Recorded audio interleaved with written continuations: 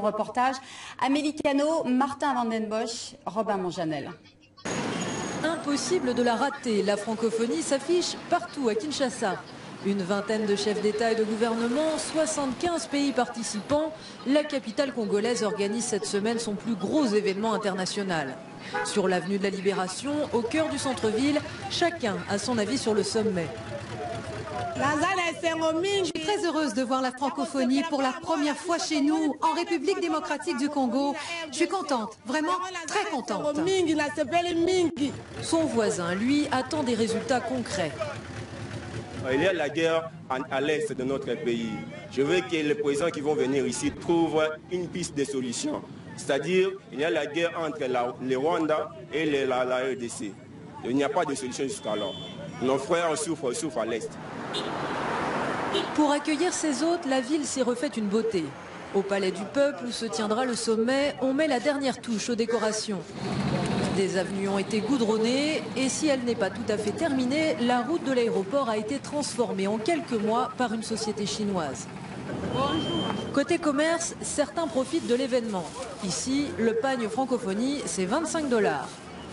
Mais au pied du grand hôtel, qui loge les délégations, les vendeurs ont été priés de déguerpir. Marchands ambulants, enfants des rues, la plupart ont été chassés du centre-ville par la police. Nous, les Congolais, nous sommes habitués à vivre avec les marchands ambulants. Nous n'avons pas d'autre travail, nous n'avons pas d'autres ressources pour vivre ou pour payer l'hôpital. Nous, notre souhait, c'est qu'on crée des vrais emplois et qu'on ne soit plus obligé d'être marchand ambulant. Aujourd'hui, la priorité des autorités congolaises est d'assurer la sécurité des invités du sommet. Les Kinois, eux, espèrent des retombées concrètes de cet événement. On rejoint Linda Giguère à Kinshasa. Linda, quelle est l'ambiance sur place? Les propos du président François Hollande hier ne sont pas passés inaperçus, je crois. Eh bien, le climat est crispé d'émet depuis 24 heures après cette petite phrase de François Hollande. Cette phrase fait les grands titres de la presse congolaise et des journaux, des radios et des télévisions. C'est un climat de colère au sein du gouvernement congolais où le porte-parole du gouvernement, qui est également le ministre de l'Information, a organisé aujourd'hui une longue conférence de presse qui a été intégralement diffusée en direct à la télévision nationale.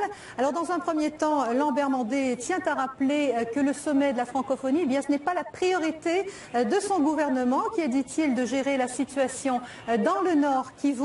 Il rappelle aussi que le sommet, il est multilatéral, il n'est pas bilatéral, il n'est pas franco-congolais. On n'est pas loin de l'insulte, je le cite.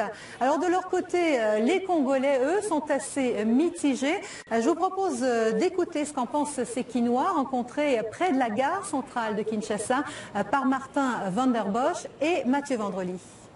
La France a fait un grand parcours dans la démocratie et au jour d'aujourd'hui, dire que la RDC n'est pas totalement démocratique, je pense que ce ne serait pas correct.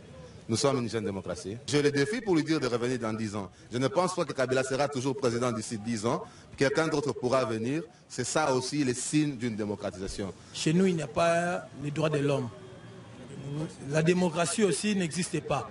La liberté d'expression, il n'existe pas ici chez nous. Vous voyez, souvent on voit des gens ici, même si vous parlez la vérité, on vous arrête et vous partez en prison. Il nous a découragés. Il devait plutôt nous encourager dans le processus de la démocratie que nous sommes en train de mettre un pas, au lieu de nous décourager totalement. Avec une révolution démocratique, avec une révolution de la politique, notre pays commence à essayer à emboîter le pas des Occidentaux, à organiser les élections. Linda, le sommet de la francophonie va débuter avec la conférence des ministres des Affaires étrangères dès ce jeudi. Alors, quels sont les enjeux de ce sommet ?